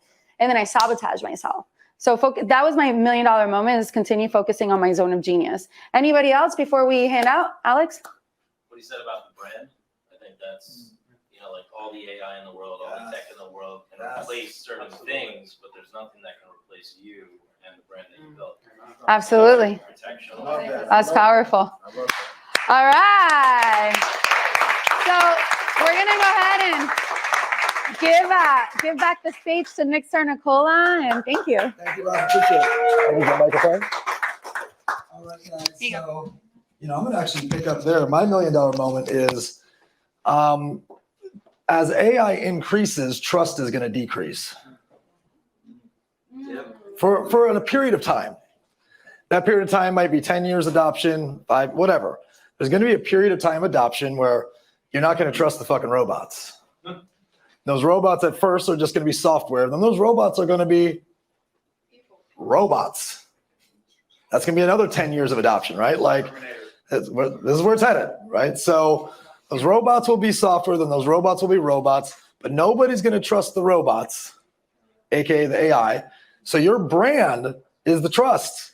So if you got all the trust but know how to deploy the robots, who wins? Well, in a business, okay, fair. But from a business perspective, you have the advantage. If you have the trust because you built the brand, but you know how to deploy the AI, you win. You win. So, as people look at it and become afraid of it or dive into it too much, it's like what you need to dive into is creating trust, credibility, rapport, connection, and mastery over these tools. So you can look at your clients and go, hey, you don't need to stress about, I got you. I got them. I got this little family of robots. I got them. Right? I will protect you from the robots. I'm your robot liaison, right? So that's 10 years from now, but we're saying the same thing, guys. We're saying the same thing. So thank you one more time for Jonathan Foltiel. I'll give it up. I'm going to write one thing up here that is a quick topic that I want you guys to really process, right? So we talked about you're here for $1 million moments, right? You're here for growth. You're here to get something. And there's some people, but I know they're not in this room, who are what we call PMAs. Anybody know what a PMA is? A professional meeting attender. You see them at every meeting. They're there. And, I got the most notes. Check out my notes. It's like, well, in school, that mattered. But in real life, nobody fucking cares about your notes. The only thing that matters is, did you get anything from the growth to go take action that got you a result? You're here to get the $1 million moment to go take fucking action on something, whatever it was. Build the brand, do this, Well, that was creepy. Y'all, nobody touched anything. That switch is right there. I'm with you, y'all. I said take action. God damn it, Ron. Ron, this was a moment with me and God, and you stole it. I was going deep, okay? Then take action. Take action. Then guess what? Growth. Go learn more. What's this one going to be? Take what? Close. Take improved action. So why did you come back to something for growth if you didn't take improved action? So if today is the starting point, great. Go take action. Come back to something. It doesn't have to be here, whatever. You should be pouring into podcasts, audios, events, etc. Get more growth. Take improved action. So today, we keep going back to this. What's your $1 million moment? What's the visceral thing? Forget everything else. I don't want you to try to memorize everything I said or he said or he. One thing. If it was if Giovanna said it, great, run with it, right? If it's somebody you meet afterwards, great, run with it. But when do you run with it? Everyone check your watch. It's fucking now o'clock. It's now o'clock. You get $1 million moment when you take action on it. Now o'clock. So let's transition.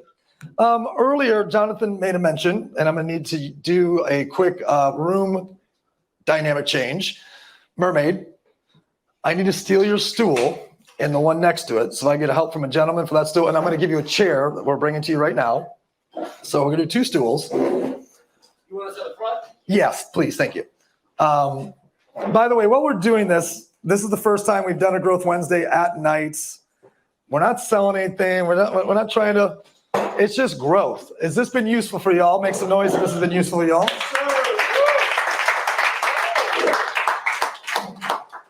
So earlier, Jonathan said that there's people with 100 that are 100 times smarter than other people.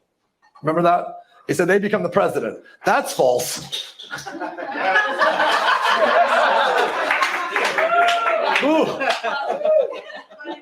But there are people that are 100 times smarter than other people. And I'm going to introduce you to one of them because this guy's 100 times smarter than me.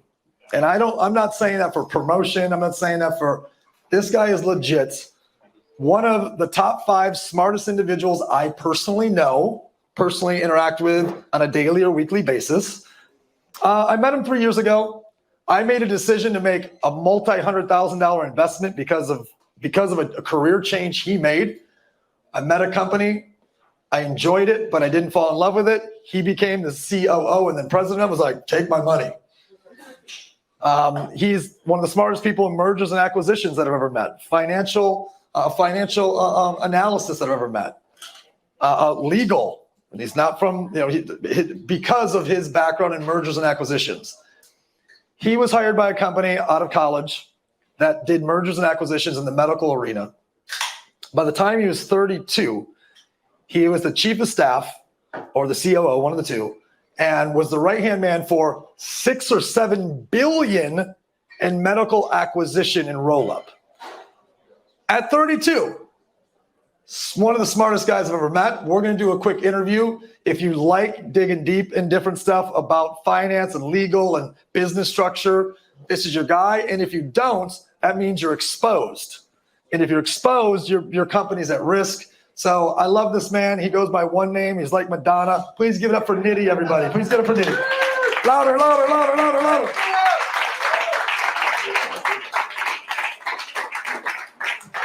I love you. Love you too, bro. And he's one of my best friends. He's so damn handsome.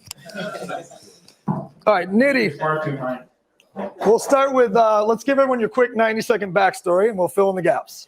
So Nick, first off, thank you so much for having me. Always. It's always a pleasure to be at your events. My quick background is I studied finance and chemistry in college. I thought I was going to be a brain surgeon, but I ended up getting an internship at an investment bank called Nexus Health Capital. That was in 2010. Simultaneous to getting an internship in Wall Street, my brother and I dove into entrepreneurship by opening up our own restaurants and bars. So we did that. I was, I think our first spot that we opened, I was 18 or 19 years old. It was a hookah bar. I failed miserably in 6 months, but we elevated that towards opening actual bars where we had a liquor license. Used that platform to build my network and used my internship to break into Wall Street. Did not go to med school, but stayed in the healthcare arena and did several billion in mergers and acquisitions. Hell yeah, give it up, y'all. So, how many of you are like me in that you don't have mastery over finance, legal, M&A? How many of you guys are like me in that regard? I figured, you know how I know that? You're friends with me and Melissa and Jonathan. So I fucking know you all don't know this shit because we're all marketers and salespeople. So, so Nitty, if you've got a group of people here that are great solopreneurs, entrepreneurs, sales professional marketers, what is the risk that they have by not having great partners or consultants, etc., from these particular topics? And very important, if anyone can help me keep that room down a little bit for respect for Nitty. Over to you. So a couple of risks that you have is either slow growth or stagnation. I say slow growth because you're still growing, but when you dive into mergers and acquisitions and use that as a tool to accelerate your business, your momentum is that much faster. So in corporate structure or business, there's the notion of organic growth, which is just from your blood, sweat, and tears. And then there's or de novo growth, as it's known, or growth through acquisitions or mergers, right? Where you can acquire cash flow streams, you can acquire revenue, you could reduce your expenses, increase your margin by vertically integrating. And so that's one of the reasons it's important to team up with a competent advisor, with not just me, but a competent advisor who knows your space, right? That's something that's really critical. Is don't go to a generic business broker who says, hey, I can get this done for you. In my opinion, find someone who specializes in your space. Like if you're in the solar space, go after someone who knows clean tech, knows ESG and renewable energy. Find someone who's very, very efficient in that and has a network, right? Like what you hire an M&A advisor for is their network and credibility, as Nick was saying earlier, which is in connection with the AI and robotics coming in. So, how many of you guys think lawyers and financial analysts and accountants are expensive? Anybody? Do you know what's more expensive than that? Bad lawyers or no lawyers or cheap lawyers. So let's go to that for a moment. What are some scenarios that you've seen of clients you've worked with or friends or associates who've had, they didn't value legal, finance, and the right, M&A, partnerships. What can go wrong with that? Yeah, sure. So I have a dear friend who has a healthcare company. They told me they don't want to hear from me anymore. So I have a dear friend who runs a healthcare company.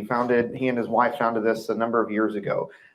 Their company, when they were recently acquired, maybe 20 months ago, they were acquired. At that time of their acquisition, they were doing a couple $100,000 in sales monthly. Now they're doing about $5 million in sales, which is tremendous growth from this financial partner. Now, when they were structuring this deal, they did it very suboptimally. They went to their real estate attorney. They that they had known, it was a family friend that they had known for some time now. That attorney had zero experience in M&A, but they just went to him because it was the only attorney that they knew, and it was low cost for them at the time, right? Now they absolutely regret the terms that they received. They sold vast majority of their business. They've grown so much, and their equity value is so minimal. They did not negotiate things like earnouts, like bonuses, life after the deal, which is something that my firm was very, very proficient in doing. Is sure, you sold your business or you acquired a business, but just as important the economic terms are, so are terms like scheduling, benefits, hiring, firing decisions, even down to things like what coffee are you gonna have in the office, right? So life after the deal. That's also very important, to negotiate upfront and put that into the purchase agreement. So I don't drink coffee. I've never had a cup. But as a sales leader, we're drinking Cuban coffee in that motherfucker. Like, everybody. All right, sorry. So how many guys identify individually here in the room as good at sales or great at sales, or it's a strength of yours to influence others by a show of hands? Fantastic. So what I love about Nitty is he's an operator, but how important is the sales and or marketing function of any company in any industry? How do you value it as a finance guy? Oh, so let me reframe that in saying how I value sales and marketing is as an investment banker. So what I sold was companies. Now I would get in front of investors, I would get in front of boardrooms and say, first off, obviously you have to sell yourself, your credibility, your firm.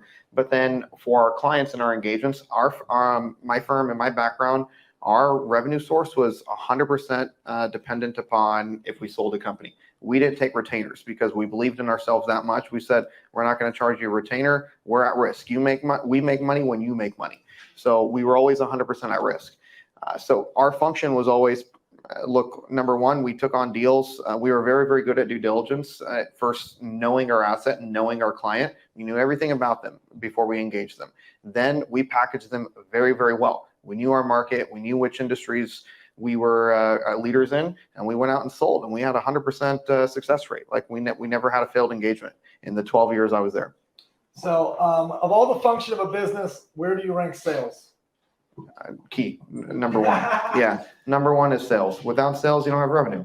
And this is the guy on the operations side, right? Yeah. Usually there's a struggle there. Yeah. So my point is, don't change who you are if you're great at sales, marketing, influence. And again, I didn't know, I'm guessing because it's my network, it's your network, it's Melissa's network. We got people that are great at sales here. But you got to find great relationships, partnerships, whether they're consultants or partners in general that have these gifts and these skills, but who also value sales. Let's jump over.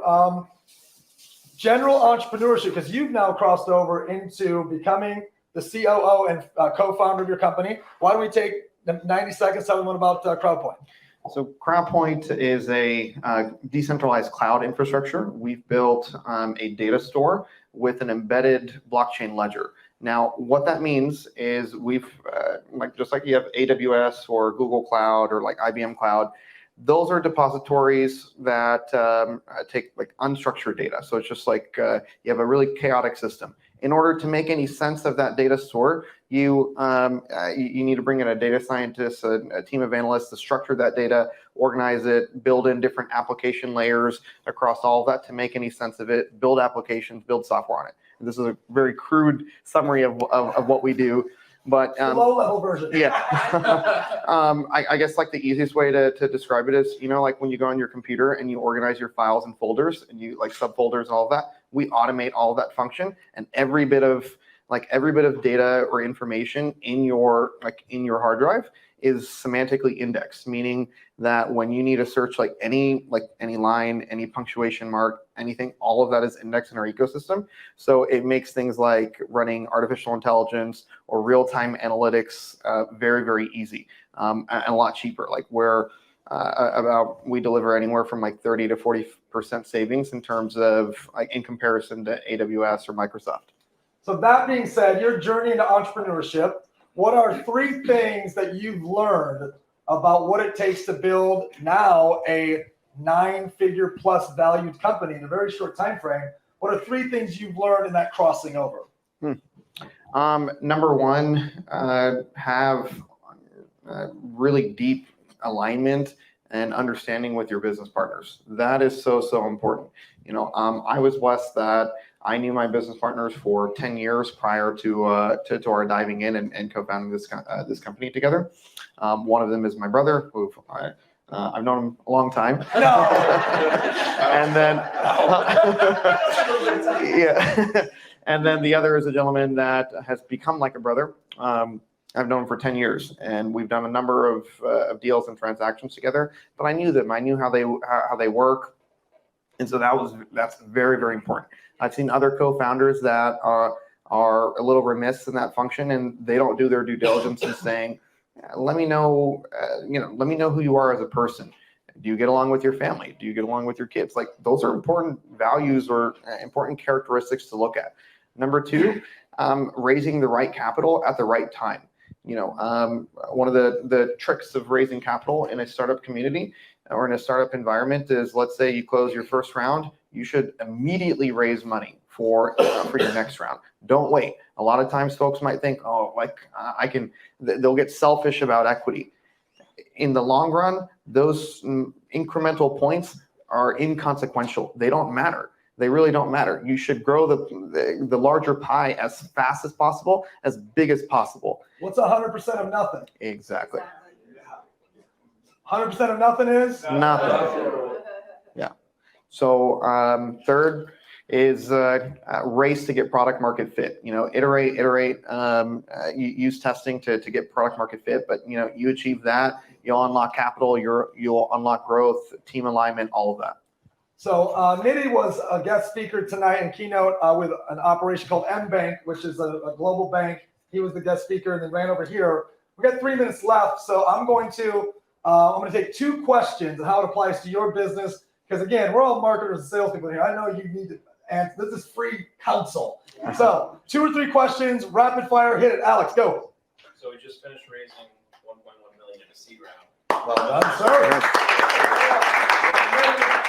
Our next step is to raise a Series A. So if you bridge that, you're saying start raising right away. You would start raising for Series A, or 100%. If I were you, I might go after a convertible round right now, especially because you're in a high growth stage. You just completed your seed. You should go either build those relationships with VCs and or go raise a convertible round because your Series A, your price round, you don't know what you don't know, which is in 12 months, your valuation may be 10 times, maybe 5 times, but give your investors a chance to have the benefit of a discount to that future price by locking in capital today, because the price of capital is only going to go up.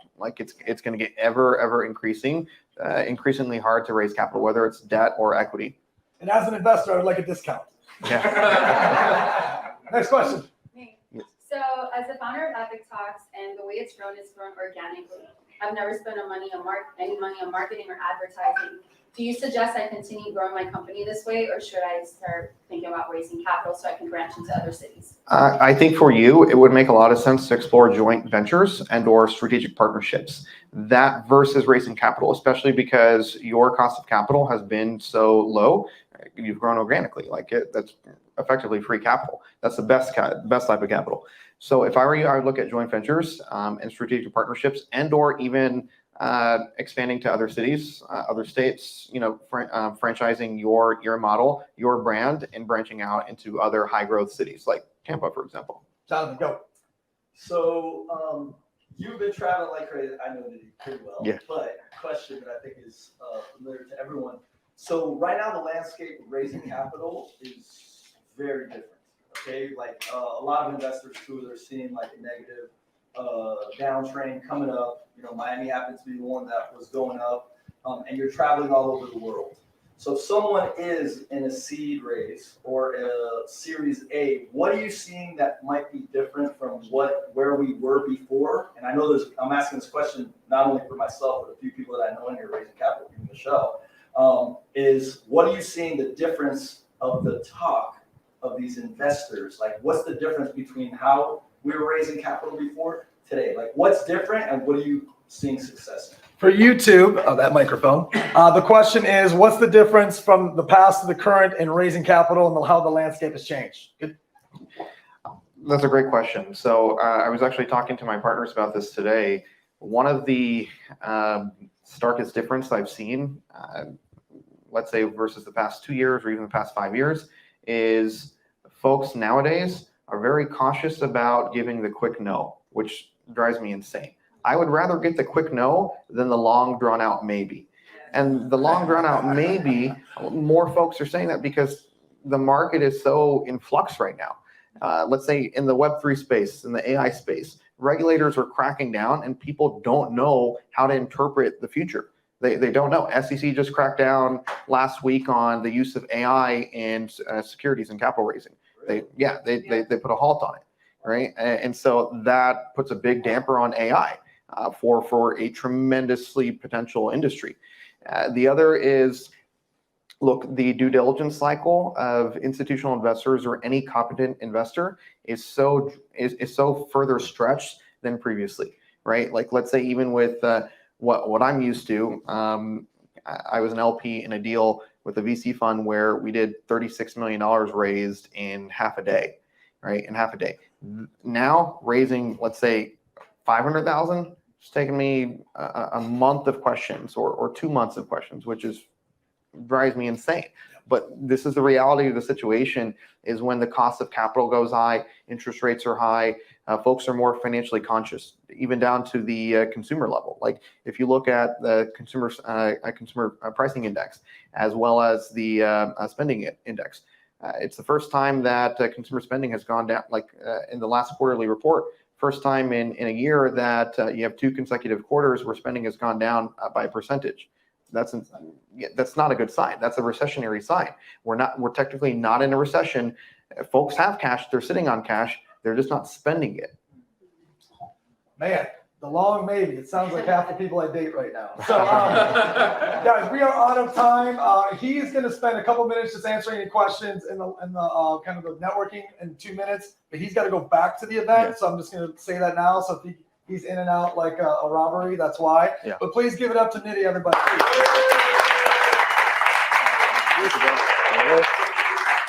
So here we go. What was your $1 million moment? The whole next night, you haven't hurt anybody's feelings. Go ahead and yell it out. My $1 million moment was. Yell it out, go. Anybody? My $1 million moment was. Let's hear it. Raise money. Raise money.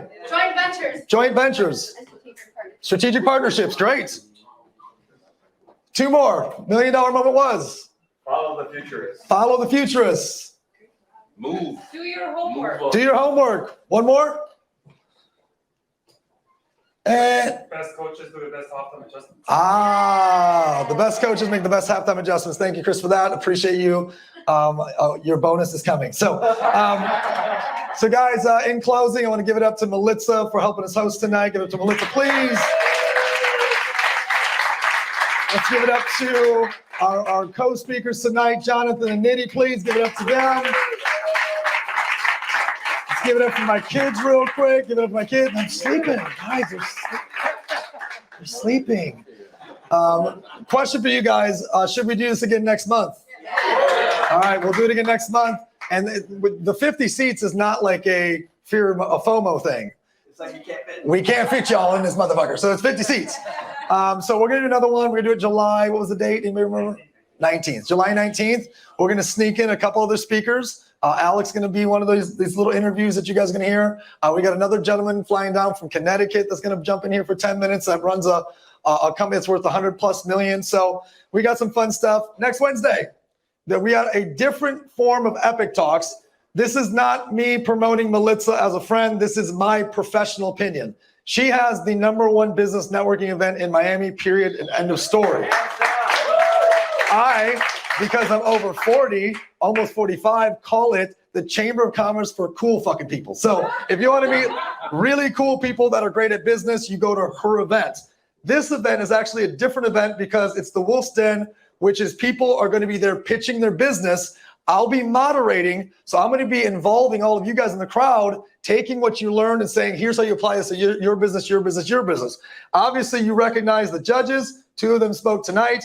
And Jared Yellen, he's just a brother from another mother on the other side of the coast. This guy is as smart, if not smarter, than all 3 of us in what he does. Technologist, marketer, sales guy, connector, just an absolute brother. And I'll share with you guys one little secret. 1 year ago and change, Alex Montalenti was pitching at the Wolf's Den, hosted by Melissa at Epic Talks, and I invested. And that's what's going to happen again, I'm sure, and next Wednesday. Guys, get there, hear what these people are saying, hear what these businesses are saying, but more importantly, meet the other 150 great entrepreneurs in the room. Tell everyone right now what they need to do, Melissa. They need to go to epictalksmiami.com. Bing, bing, Okay? bing, bing. Go ahead, you can scan that QR code right there. There's an early bird special going on right now for $97. It goes up in the next 24 hours to $197. So take advantage of the tickets today and come in and see other 5 tech companies pitching to these investors to hopefully raise some capital for the business. So I'll just say this. If you go and you don't like it, find me, I'll give you $100 back. Not my event. It's not even my event. But that's how confident I am in the people that you're going to meet there and what you're going to hear. So I hope tonight was useful, and I'll see you all next Wednesday right here at Epic Talks. Thanks, everybody.